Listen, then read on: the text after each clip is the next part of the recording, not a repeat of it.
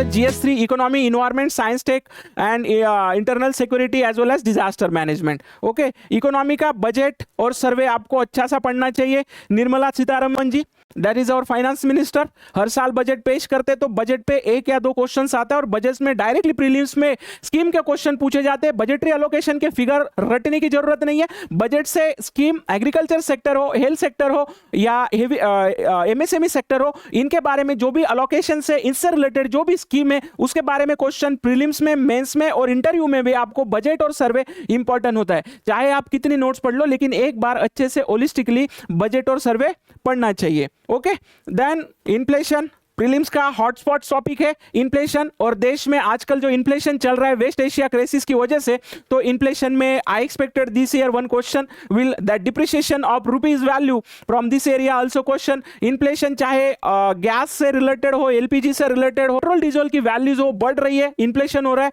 GDP पे question, unemployment चरम पे है, अनएम्प्लॉयमेंट, पेपर लीक, ये करप्शन, ये चीजें इमर्जिंग हो रही है। यहां से डायरेक्टली एक क्वेश्चन अनएम्प्लॉयमेंट है, एम्प्लॉयमेंट पे टाइप्स क्या है, डिस्गस एम्प्लॉयमेंट क्या होता है, साइक्लिक एम्प्लॉयमेंट क्या होता है, आपको मालूम होना चाहिए। 11 की एक NCERT है that is economic and development, वहां पे एम्प्लॉयमेंट और टाइप्स ऑफ एम्प्लॉयमेंट में दिया है। माइग्रेशन कैसे रिस्पॉन्सिबल है अनएम्प्लॉयमेंट के लिए, उसके कॉन्सिक्वेंसेस क्या है, उसके इंपैक्ट क्या है, उसको रिवर्स माइग्रेशन क्या होता है, माइग्रेशन के इश्यूज रोकने के लिए गवर्नमेंट की कौन सी स्कीम है, जो बिहार और महाराष्ट्र में माइग्रेट करते हैं उनके साथ क्या कॉन्फ्लिक्ट होते हैं, सोशल इशू वहां से क्या इमर्ज होता है। तो ये सोसाइटी में भी पूछा जाता है, सोशियोलॉजी में पूछा जाता है, as well as that GS3 में भी अनएम्प्लॉयमेंट का question. Budget and fiscal policy as discussed, agriculture issues, agriculture 4 questions prelim में एज वेल एज मेंस में आता है। माइक्रो इरिगेशन क्या होता है, प्रधानमंत्री सिंचाई योजना हो और कुसुम हो, जो एग्रीकल्चर से रिलेटेड स्कीम्स है वो हमें अच्छे से मालूम होनी चाहिए। एग्रीकल्चर के इश्यूज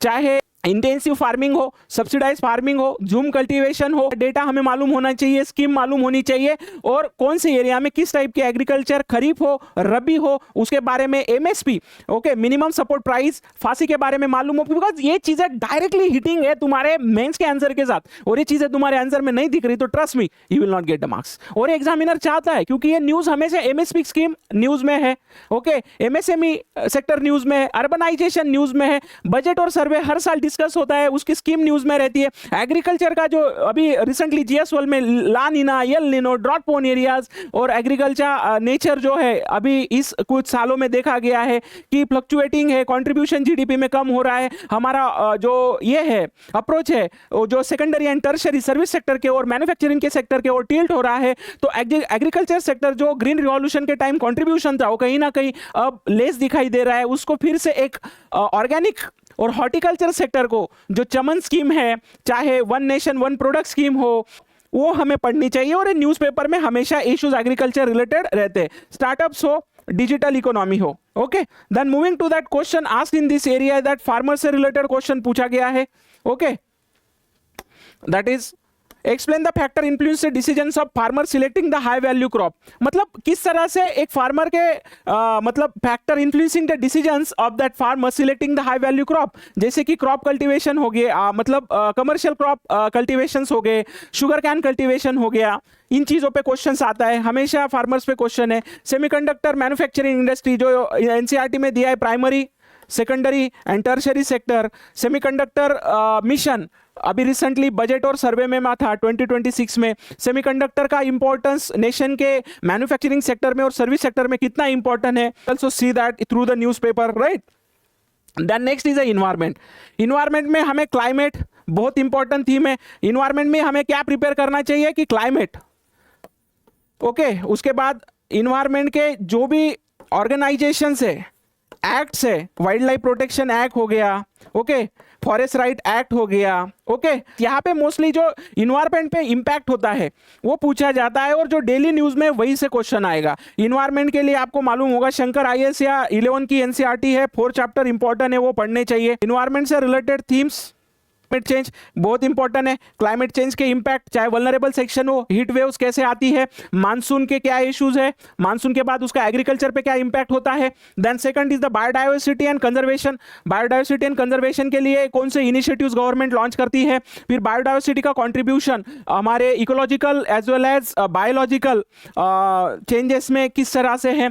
देन पोल्यूशन, सबसे हीटिंग है पोल्यूशन, दिल्ली का pollution AQI, okay, air quality index 500 300 तक जा रहा था। उसका इंपैक्ट जो ओल्ड एज है, जो इनफॉर्मल सेक्टर में काम करते हैं उन पे क्या होता है, मैन्युफैक्चरिंग सेक्टर पे क्या होता है, हर जगह पे इसका हमें 360 डायमेंशन में पॉलिटिकल चैलेंजेस क्या है, इकोनॉमिकल चैलेंजेस क्या है, लीगल चैलेंजेस क्या है, इन्वायरमेंटल चैलेंजेस क्या है, वो देखना चाहिए। और इसकी न्यूज जब भी आपको न्यूज़पेपर में दिखाई दे रही हो, पॉल्यूशन से रिलेटेड हो, चाहे मानसून चेंज से रिलेटेड हो, चाहे बायोडाइवर्सिटी से हो, बायोडाइवर्सिटी कंजर्वेशन से रिलेटेड हो, तुरंत देख के उस पर एनालिसिस करना चाहिए। और उसको वैल्यू ऐड करने के लिए आपको मिनिस्ट्री की वेबसाइट्स खंगालनी चाहिए, ministry of environment and forest, इस पे जाके आप यहां से देख सकते हो। रिन्यूएबल एनर्जी, रिन्यूएबल एनर्जी में सोलर एनर्जी है, सोलर एनर्जी से रिलेटेड जो क्लस्टर्स है डेवलपमेंट वो देखने चाहिए। उसके बाद सोलर एनर्जी का कंट्रीब्यूशन ऑफ जीडीपी में देखना चाहिए। उसके बाद सोलर एनर्जी के क्लस्टर कहां कहां डेवलप हुए हैं।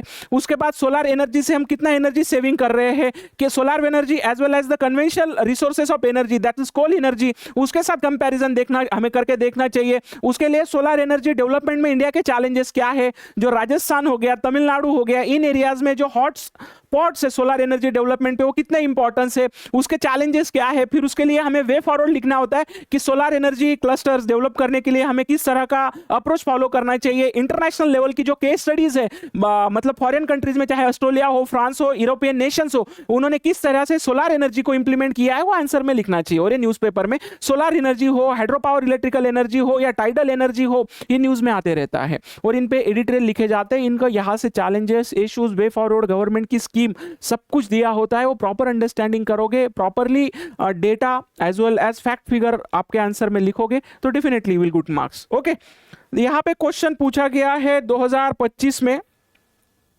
What is the carbon capture, environment से क्वेश्चन है। कार्बन कैप्चर प्रीलिम्स में भी बहुत बार पूछा गया है। Okay, what is the carbon capture, utilisation of storage कैसे करोगे, what is the potential role of carbon capture and utilisation storage, tackling the climate change. देखा, सीधा क्लाइमेट चेंज से पूछा गया है, सीधा क्वेश्चन है, थीम से डायरेक्टली हिट करेगा।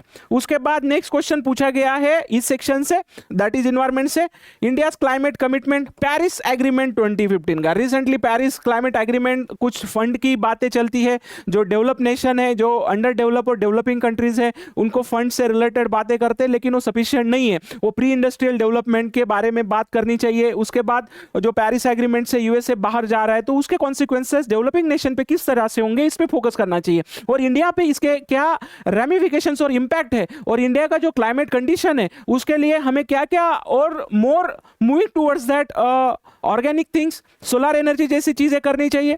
तो ये पेरिस एग्रीमेंट बहुत इंपॉर्टेंट है, ये प्रीलिम्स में भी पूछा जाता है। इससे रिलेटेड काउंट्रोवर्शियल इश्यूज हमेशा न्यूज में होते हैं। क्लाइमेट पेरिस एग्रीमेंट अच्छे से पढ़ना, इट्स पे नोट्स बना के रखना, प्रीलिम्स, मेंस और इंटरव्यू में definitely question will be come.